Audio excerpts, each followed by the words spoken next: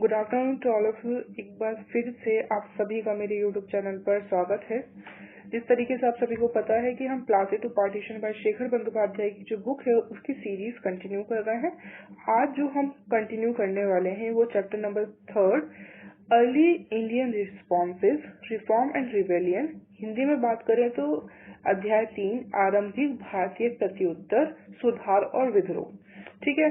सो इसका जो first unit है इसमें 3 यूनिट डिवाइड किए गए हैं, जिसमें कि first unit social and religious reform के ऊपर है।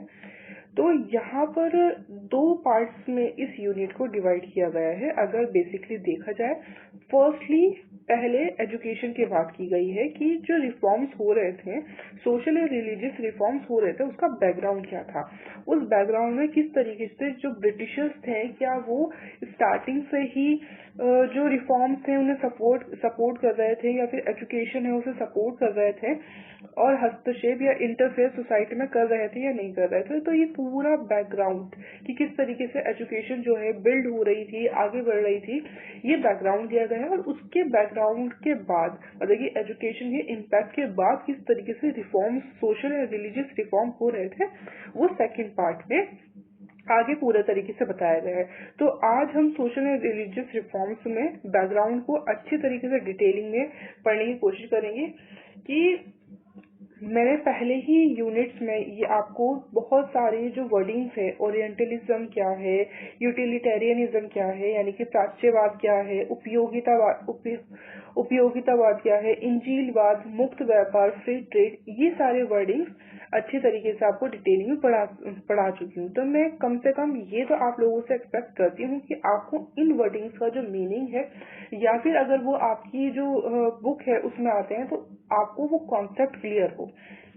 ठीक है। तो ब्रिटिश टाइम पीरियड में स्टार्टिंग में जब विलियम हेस्टिंग का टाइम, वॉरेन हेस्टिंग का टाइम पीरियड आता है, तो वो ओरिएंटलिस्ट जो पॉलिसी होते हैं उसे प्रेफर करते हैं, यानी कि जो इंडियन कल्चर है उसके लिए वो पूरी तरीके से अपनी रिस्पेक्ट रखते हैं, वहां पर रिसर्च का काम करते हैं। ठीक है। सो ये बैकग्राउंड मैं आपको अच्छे तरीके से बता चुकी हूँ। तो उनका मेन मोटिव क्या था कि इंटरफेयर नहीं करना है, आपको रिस्पेक्ट करनी है, और उनके रिफॉर्म्स में आपको यहाँ पर उन्हें ये एहसास दिलाना है कि आप यहाँ पर किसी भी तरीके से निम्न स्तर के नहीं हैं। ठीक है। तो लेकिन वॉरेन हेस्टिंग के टाइम पीरियड के बाद जो इंटरफेरेंस है वो बढ़ता चला जाता है, और बढ़ने के बाद अलग अलग तरीके से वहां पर इंटरफेरेंस होता है। जैसे कि यूटिलिटेरियनिज्म था, उपयोगितावाद था, वो किस बिहाफ पर वो कहते थे सोशल इंजीनियरिंग जितनी भी है उसे कठोरता के साथ सुधार किया जाए। वहीं पर इंजीलवादी जो थे वो बात करते थे कि जितना भी धर्म में सुधार है, इंडियन रिलीजन जो है उनमें सुधार किया जाए। वहां पर किस तरीके से जो मूर्ति पूजा है वो हो रही है, अंधविश्वास है वो हो रहा है, पुरोहित वर्ग का जो मोनोपोली है वो बढ़ती जा रही है, तो इन सारी चीजों को हटाया जाए। तो वो उस इंटरफेरेंस की बात कर रहे थे। वहीं पर फ्री ट्रेड वाले जो बात कर रहे थे वो बात कर रहे थे कि भाई जो व्यापार है वो आराम से मतलब कि अच्छी तरीके से फ्लो कर सके, उसके लिए वो इंटरफेरेंस की बात कर रहे थे। तो अलग अलग भी अगर मेंटालिटी थी तो उन मेंटालिटी के पीछे अलग अलग रीजन थे। ठीक है। और उन रीजंस के बिहाफ पर भी जो ब्रिटिशर्स थे, ईस्ट इंडिया कंपनी थी, वो इंटरफेयर करने के लिए अभी भी तैयार नहीं थी। वो तैयार नहीं थी, उसका सबसे बड़ा मेन रीजन यही था कि भाई सबसे पहले वो ये बात चाहती थी कि अगर हम रिफॉर्म करें तो हमारे पीछे एक ऐसा ग्रुप सपोर्ट करे हमें इंडिया का। ठीक है। एक ग्रुप हमें सपोर्ट करे इंडिया का। ऐसा ना हो कि हम तो रिफॉर्म करना चाह रहे हैं लेकिन पूरी तरीके से वो हमारे अगेंस्ट में ही ग्रुप बनकर आ जाए। ठीक है। तो ये ग्रुप उन्होंने किसके बिहाफ पर बनाया? एजुकेशन के बिहाफ पर बनाया। वो एक ऐसा एजुकेशन सिस्टम लेकर आए जिससे एक मिडिल क्लास जो है वो बनकर तैयार हुआ, और उन्होंने एजुकेशन को भी सपोर्ट करा, उन्होंने रिफॉर्म्स, वो खुद भी रिफॉर्म्स लेकर आए, और उन रिफॉर्म्स को फिर ईस्ट इंडिया कंपनी आगे जाकर सपोर्ट करती है। तो ये उनका सबसे मेन जो पर्पस था वो यही था इंग्लिश एजुकेशन को लेकर आने का, कि इंटरफेयर कर सके, रिफॉर्म्स कर सके और एक ऐसा ग्रुप लेकर आ सके जो उनके प्रति वफादार हो, जो उनकी बात माने, जो उनके कॉन्सेप्ट को पूरे समाज में फैलाए, जो इंडिया में उनकी जो नीति है, ठीक है, कॉलोनियल जो उनके थॉट्स हैं उस थॉट्स को पूरी तरीके से फैलाए। लेकिन हम देखते हैं कि जो एजुकेशन है, इंग्लिश एजुकेशन, उसका बहुत तरीके से इम्पैक्ट हुआ और उसका एक इम्पैक्ट का सबसे बड़ा जो इम्पैक्ट है उसका वो यही कि जो एजुकेशन ग्रुप थे या फिर एजुकेटेड जो ग्रुप थे उसे ये रियलाइज हुआ कि किस तरीके से हम गुलाम बन चुके हैं और ये हमारा हक है, ये हम आजादी लें। ठीक है, तो एक तरीके से जो ब्रिटिशर्स थे उनकी जो पॉलिसी थी उन्हीं पर भारी पड़ जाती है।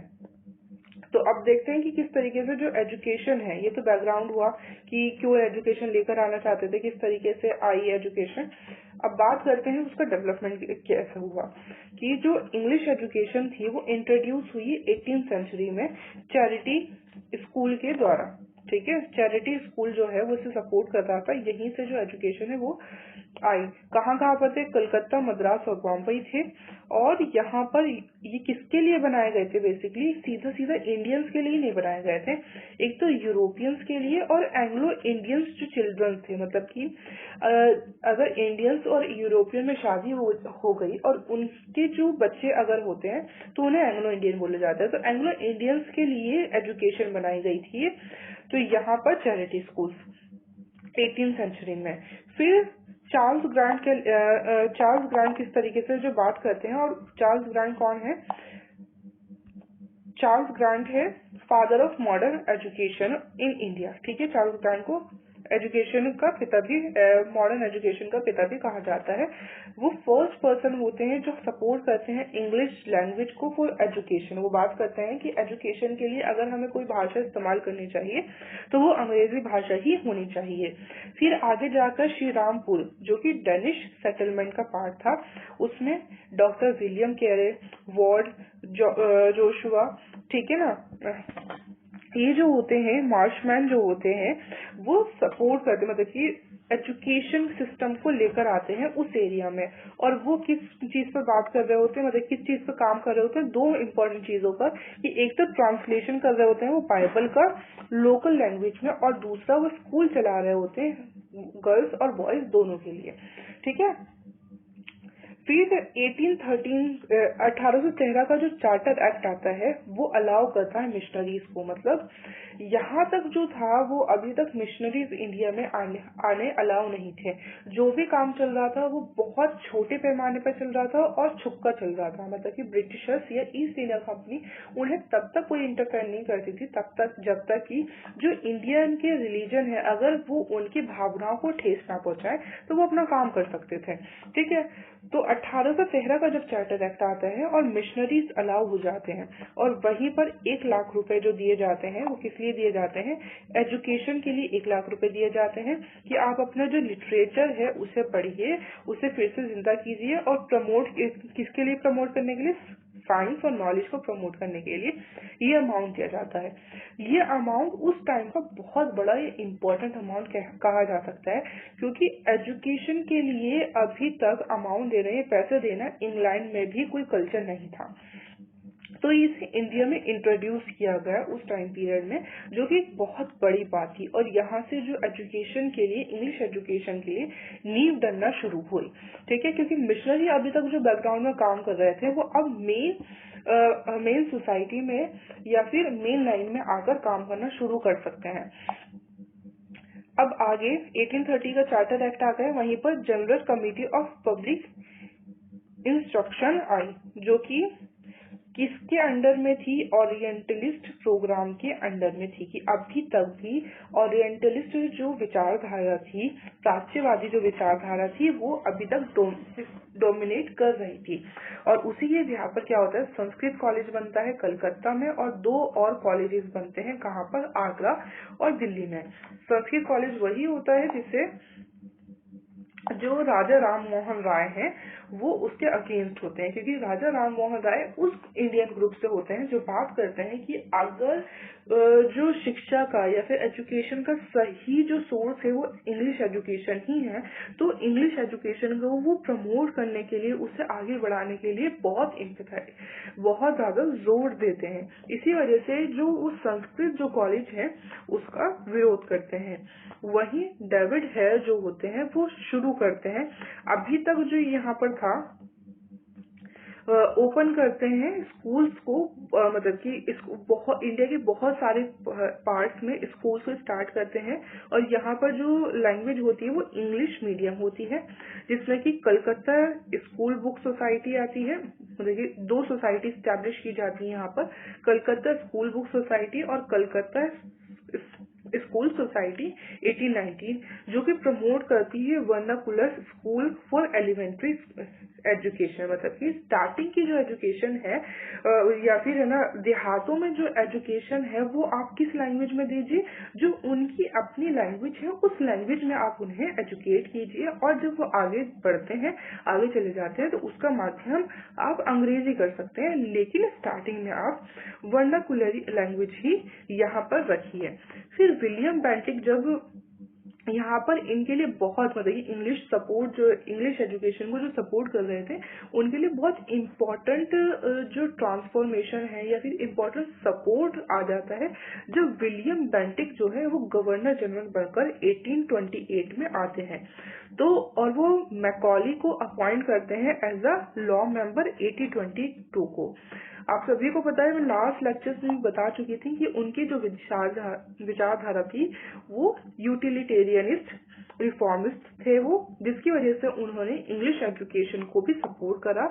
और मैकॉले मिंट आता है 1835 में, जो कि इंग्लिश एजुकेशन के बिहाफ पर ही आता है। ठीक है, तो मैकॉले मिंट आता है 1835 में, जो कि blue print of English education होता है। ठीक है, इंग्लिश एजुकेशन को सपोर्ट ये करता है, और यहाँ पर वो ये बात करता है कि हम एक ऐसा ग्रुप लेकर आएंगे, हम ऐसे लोगों को लेकर आएंगे जो खून से तो इंडियन होंगे, लेकिन असल मायने में वो टेस्ट से, अपनी थॉट्स से पूरी तरीके से जो है वो ब्रिटिशर्स होंगे। ठीक है, तो हम एक अपनी एजुकेशन, अपनी शिक्षा के माध्यम से एक ऐसा ग्रुप पैदा कर देंगे, और वो अडॉप्ट करते हैं डाउनवर्ड फिल्ट्रेशन थ्योरी। ये कौन सी थ्योरी थी? बेसिकली इसमें ये बात की गई थी कि हम एक छोटे ग्रुप को पढ़ाएंगे, इन्हें हम एजुकेटेड कर देंगे, और ये ग्रुप जो होगा वो एज अ टीचर बनकर काम करते हुए बाकी ग्रुप्स को पढ़ाना शुरू कर देगा। तो ये फिल्ट्रेशन मतलब एक तरीके से फिल्टर किया जाएगा, फिल्टर बेस्ड थ्योरी थी। ठीक है, सो यहाँ पर मैकॉले की आपको जो विचारधारा है वो पता ही है। वो सीधा बात बोलते थे कि भाई इंडिया की जो कोई साहित्य वो इम्पोर्टेंट नहीं है, कोई यहाँ का लिटरेचर इम्पोर्टेंट नहीं है, यहाँ की कंप्लीट जितना भी लिटरेचर है अगर मिला दिया जाए तो ब्रिटिशर्स की लाइब्रेरी की 2 बुक्स के वो बराबर लिटरेचर होगा। सो इनकी पूरी तरीके से जो मेंटालिटी थी वो इसी पर बेस्ड थी, इसी वजह से वो एजुकेशन सिस्टम अपना उसी तरीके से उन्होंने लेकर आए। अब आगे बात करते हैं सीई ट्रेवेलियन की, कि वो उनके लिए वही बात करते हैं कि ये जो एजुकेशन लेकर आई गई थी वो एजुकेशन सिर्फ मास के लिए नहीं थी, ठीक है, जनता की, कॉमन जनता के लिए नहीं थी, लेकिन वो रिच और बिजनेसमैन क्लास के लिए थी। वो इंटरेस्टेड भी थे, वो कैपेबल भी थे कि वो इस एजुकेशन को लेकर आए, क्योंकि फ्री एजुकेशन का कॉन्सेप्ट यहाँ पर नहीं था। ब्रिटिशर्स सीधी सीधी बात कहते थे कि अगर हम फ्री एजुकेशन लेकर आ जाते हैं तो वो लोग उस पर ध्यान नहीं देंगे या उसे सपोर्ट नहीं करेंगे। ठीक है, और जो विलियम एडम का जो रिकमेंडेशन थी एजुकेशन को लेकर कि आप वर्नाक्युलर एजुकेशन लेकर आइए, जो देहातों में है वहां पर एजुकेशन लेकर आइए, उसे महंगी एजुकेशन कहकर या फिर महंगा एक ड्राफ्ट बोलकर उसे डिक्लाइन कर दिया जाता है, उसे इग्नोर कर दिया जाता है। आगे जाके थॉमसन जो होते हैं वो वहीं पर वर्नाकुलर एलिमेंट्री स्कूल लेकर आते हैं नॉर्थ वेस्टर्न वाले प्रोवाइड पर, और वो इतने ज्यादा सक्सेसफुल होते हैं कि डलहौजी जो है वो रिकमेंड करते हैं इसी सिस्टम को बंगाल और बिहार में। ठीक है, फिर आता है 1813 में चार्टर एक्ट आएगा। 1813 के बाद जो 1835 में जो है मैकॉले मिंट आएगा, जिसमें कि डाउनवर्ड फिल्ट्रेशन थ्योरी होगी। उसके बाद 1854 में चार्ल्स वुड डिस्पैच आएगा, जो कि इससे पहले फिल्टर बेस्ड थ्योरी जो थी उसे रिजेक्ट कर देता है। वो ये बात बोलता है कि इंग्लिश फॉर हायर एजुकेशन और वर्नाकुलर फॉर स्कूल लेवल, कि आप जो क्षेत्रीय भाषा है उसे स्कूल लेवल पर रखेंगे और जो इंग्लिश है आपकी वो हायर एजुकेशन के लिए यूज होगी। वो बात करते हैं कि आप इंकरेज करिए प्राइवेट इंस्टीट्यूट को कि जो एजुकेशन को प्रमोट करना चाहते हैं, और यहाँ पर वुमेन एजुकेशन की भी बहुत इंपॉर्टेंट पॉइंट है, वुमेन एजुकेशन की भी यहाँ पर बात की गई, और इसी वजह से इसे मैग्ना कार्टा कहा जाता है।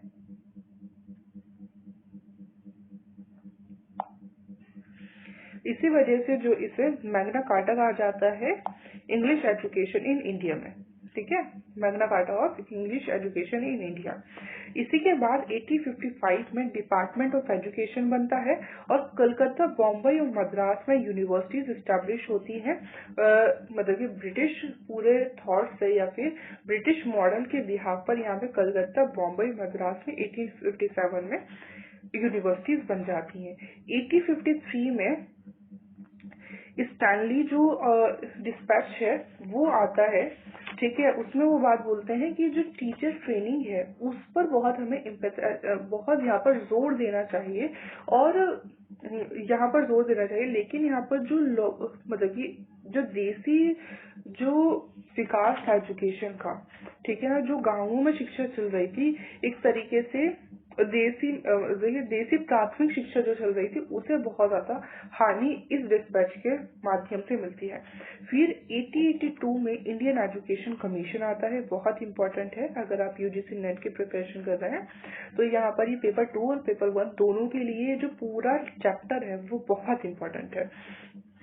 ठीक है, तो 1882 इंडियन एजुकेशन कमीशन आता है। वो ये बात करती है कि हमें जो सेकेंडरी एजुकेशन है यानी कि माध्यमिक शिक्षा जो है वो उसे 2 पार्ट्स में डिवाइड करना चाहिए। फर्स्ट जो होगी वो इंग्लिश लिटरेरी एजुकेशन होगी, और सेकंड जो पार्ट होगा वो टेक्निकल एजुकेशन होगा। मतलब आप जो चूज करना चाहते हैं वो आप चूज कर सकते हैं, आपको किस सेक्शन में जाना है। फिर स्टेट रोल फॉर एजुकेशन, उन्होंने इस बात पर जोर दिया कि स्टेट का बहुत इंपॉर्टेंट रोल है एजुकेशन के लिए। वो किसी भी तरीके से अपना हाथ नहीं झाड़ सकते, अपना पल्ला नहीं झाड़ सकती कि मैं एजुकेशन के लिए काम नहीं करूंगा, उसे काम करना ही होगा। तो स्टेट का जो रोल था उसे बहुत ज्यादा इस कमीशन में जोर दिया गया है। वही बात की गई कि आपको इंकरेज करना चाहिए प्राइवेट सेक्टर को कि अगर वो भी एजुकेशन के लिए काम कर रहे हैं तो आप उन्हें सपोर्ट कीजिए। इसी के बिहार पर 1882 में पंजाब यूनिवर्सिटी बनती है, 1887 में इलाहाबाद यूनिवर्सिटी बनती है, और जो कमीशन है उसमें ये बात की जाती है कि हमारा जो टारगेट है वो टारगेट यही है कि जो पूरी पॉपुलेशन है इंडिया की उसे लिटरेट किया जाए, उसे शिक्षित किया जाए, और ये रिकमेंड करती है स्पेशल फंड्स का कि स्पेशल फंड जो है वो एजुकेशन के लिए लेकर आया जाए, और किसके लिए, पर्टिकुलरली फॉर बैकवर्ड कम्युनिटी के लिए, जो पिछड़े लोग हैं, जो पीछे रह गए हैं और आगे नहीं बढ़ पा रहे हैं, आपको उनके लिए स्पेशल फंड भी लेकर आना चाहिए ताकि वो भी लोग आगे बढ़ सकें।